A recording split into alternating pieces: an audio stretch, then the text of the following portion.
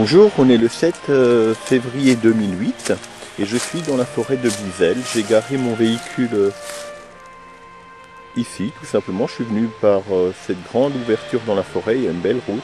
Et vous voyez un peu le toit de ma voiture, je suis garé là. Et vous entendez un peu les bûcherons. Donc c'est une très belle forêt à Bizel, sauf que le terrain est comme dans toute la région du Sungo, très argileux, boueux comme ça. C'est une espèce de marne, de glaise qui colle aux pieds.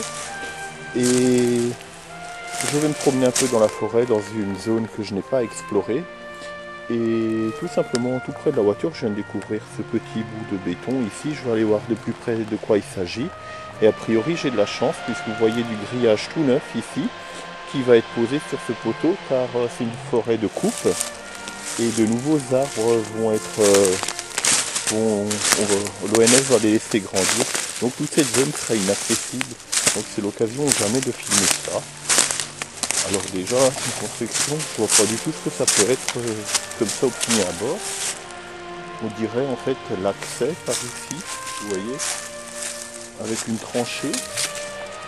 Alors soit il y avait un très gros bâtiment ici, je ne saurais dire. Tout ce que je peux faire, c'est prendre quelques photos.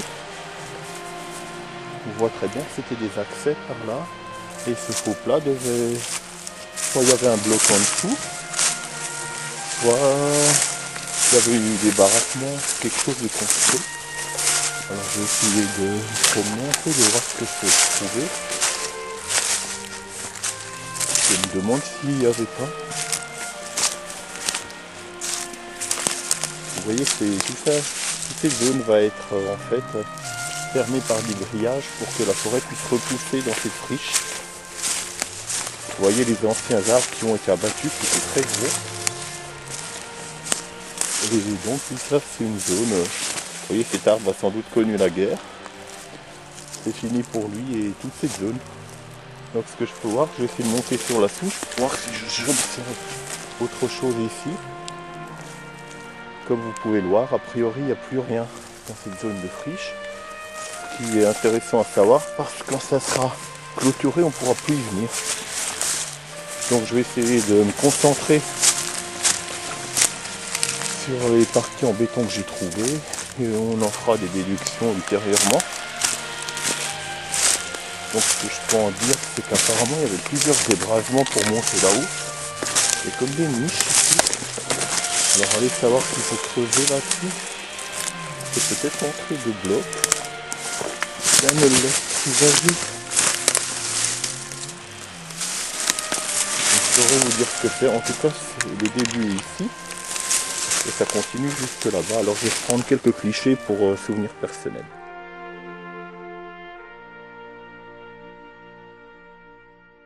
Alors en fouillant toujours après ces quelques photos, je crois que je viens de trouver ce que c'était. En fait je suppose que c'est un blocos, un gros blocos enfoui en dessous.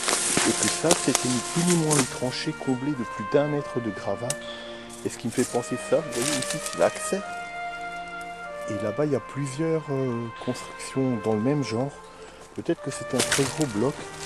Et en observant bien ici, il me semble que ça descend encore sous terre. Vous voyez, il y a une partie, ce branchage ici a empêché que les gravats remplissent toute la fosse. Et on se rend bien compte que ça descend en bas. En fait, je suis sur le toit d'un gros bloc.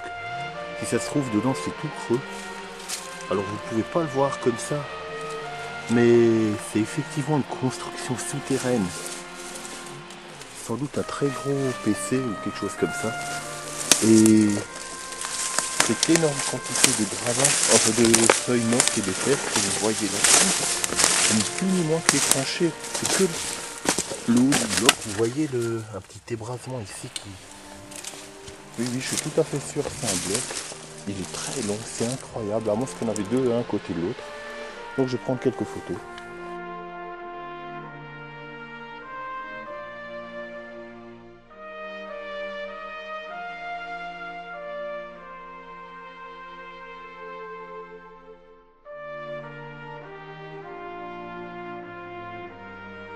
Alors j'avais entendu parler qu'on avait construit un grand hôpital pendant la guerre ici, d'après les livres de Heyer et Burchi. C'est les seuls écrivains historiens qui ont parlé de cette période et il y est fait mention d'un grand hôpital. Et au vu de la taille de cet ouvrage qui doit bien faire près de 40-50 mètres de long, il commence ici, ça va tout du long comme ça. Il y a plusieurs entrées sous forme de passerelles. Vous voyez ici, c'est comblé. Et ça continue jusqu'à tout là-bas. Et franchement, c'est très long. On dirait un grand bâtiment qui est entièrement enterré. Alors, je sais pas si en bas ça allait aux caves et en haut il y avait encore un bâtiment en bois peut-être. Mais en tout cas, c'est clair que c'est des tranchées qui vont en bas. Car une petite ouverture me laisse penser que c'est le cas. Et vous voyez que tout ça, ça poussait autour. Donc c'est très intéressant, mais malheureusement complètement. Il me reste toutes les fondations. Donc c'est un peu dommage. Je vais essayer de prendre encore une photo et puis j'irai voir plus loin si je trouve quelque chose.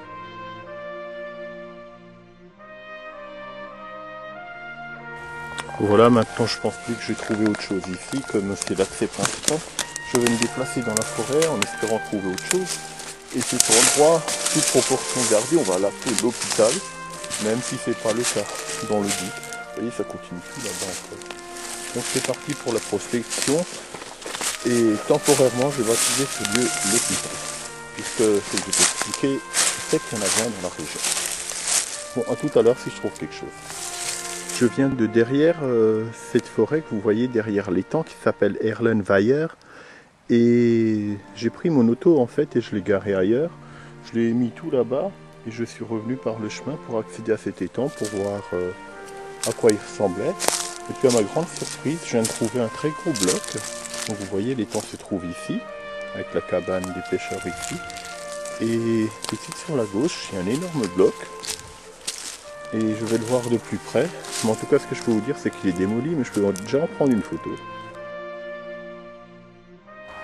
Voilà, après cette photo, que je fais régulièrement pour ma collection personnelle. Je viens de marcher dans une ancienne tranchée. Et ça ressemble beaucoup à ces fameux abris de tranchées où on pouvait rentrer d'un côté, sortir de l'autre. Vous voyez que là, c'est une dalle très mince, elle fait 50 cm. Et une partie s'est effondrée, vous voyez ici. Et la tranchée courait par là, et là, elle est derrière. Et j'avais trouvé ce genre de blockhaus à l'Argitsen. Vous voyez, c'est complètement affaissé à l'intérieur, c'est très dangereux d'y rentrer. Et je ne vais pas m'y aventurer, mais vous voyez très bien qu'on peut rentrer d'un côté et de l'autre. Et bizarrement, je trouve régulièrement ce genre d'ouvrage, surtout sur les hauteurs de l'Argitsen.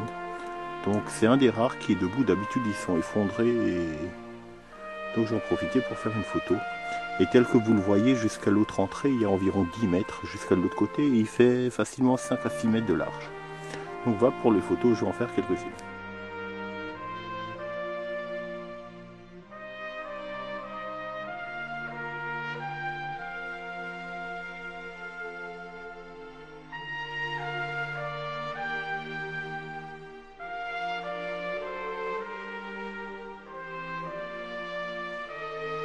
Je me trouve maintenant à l'opposé en fait, où j'étais avant. Vous voyez ce gros tronc d'arbre qui a été mis à l'intérieur. Et je vais, pour ma part, continuer à explorer les environs. Et voilà ce que je peux dire de cet abri en fait de tranchées, puisque je trouve régulièrement dans les tranchées. Mais comme je vous ai dit, celui-ci est en bon état apparent, mais il est très dangereux, la dalle peut s'effondrer, comme elle est relativement de mauvaise qualité. Donc voilà, pour ma part, je vais me promener un petit peu, voir si je découvre autre chose. Je me promène un petit peu, vu qu'il fait doux, il fait 5 degrés.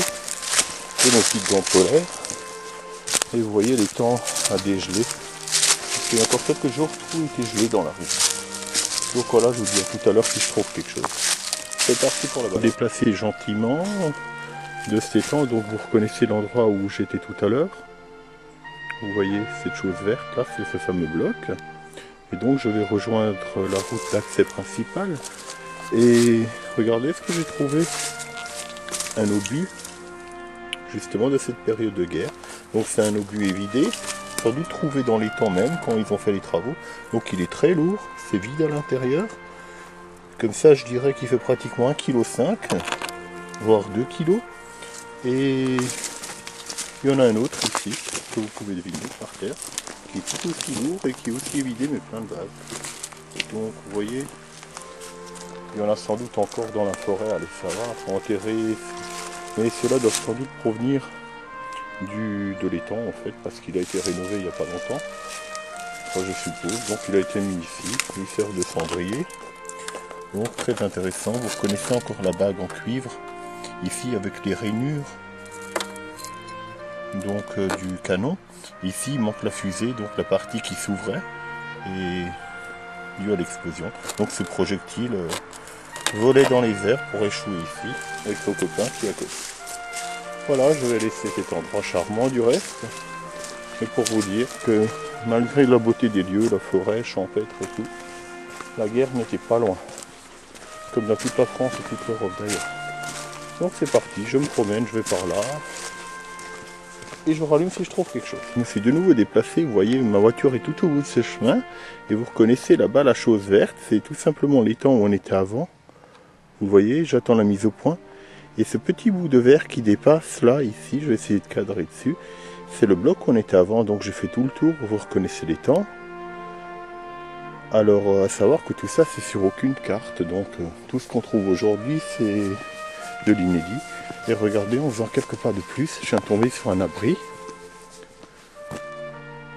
Vous voyez, donc c'est très intéressant. Je vais m'en approcher, faire des photos et le filmer. Donc à tout de suite. Approcher de cet abri, qui ressemble à un abri troupe standard. Sans doute en tôle métro, c'est lié encore. Et on voit les tranchées qui couvraient par derrière. Il se trouve tout en haut d'une crête, qui était tout à fait classique de ce genre d'abri. Donc on voit déjà qu'on ne peut pas rentrer dedans. Et il a une particularité puisqu'il a un créneau de tir, alors qu'en règle générale, ce genre d'abri n'en avait pas. Donc c'est très intéressant. On voit même un reste de coffrage. Je vais en faire le tour.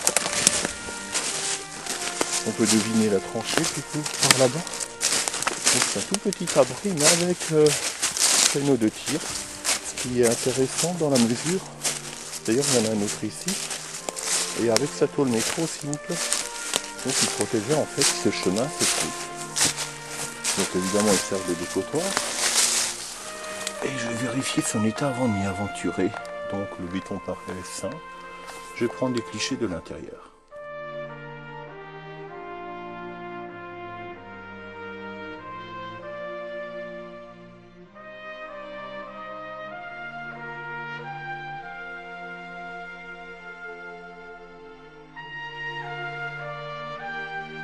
Voilà pour ce bel abri en tôle métro. Et qui fait office de petit blocos de combat, mais de rien. Donc, vous voyez, il n'est pas très long, il fait moins de 3 mètres de long. Et là, je suis à son extrémité. Voilà, j'éteins et je rallume si je trouve autre chose. Donc à tout à l'heure. Et comme la nature est jolie ici, ce beau soleil, et je viens de tout là-bas, je viens de faire 5 ou 6 km de la position où j'étais. Vous voyez, malgré qu'on est au mois de février, il fait relativement beau au soleil couchant. Après cette page de poésie, je peux vous dire que à un endroit où je ne m'attendais pas du tout, je viens de voir un autre bloc. Je suppose que c'est du même type que celui qu'on a vu avant. Il se trouve, comme je vous ai dit, à 5 ou 6 km de distance. Donc je ne suis pas du tout sur le chemin que je m'étais fixé. C'est pas plus mal, ça me permet de me promener. Donc voici ce fameux bloc. Et je vais le filmer de plus près. Donc à tout de suite. Voici un peu plus près de ce bloc. Et tout de suite on peut voir qu'il a une cheminée, qu'il lui manque la tôle métro et qu'il est entièrement inondé. Donc on ne peut pas rentrer dedans. Donc il avait quand même une position de tir sur le sentier là-bas. On voit des restes d'électricité. Je vais en faire le tour.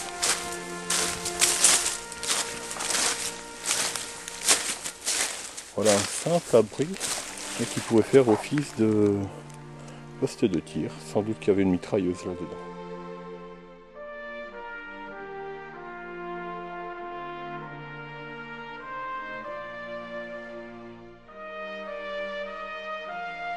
Je viens de sortir de cette forêt, donc je suis à sa lisière et vous pouvez voir au loin Bizel dans toute sa splendeur.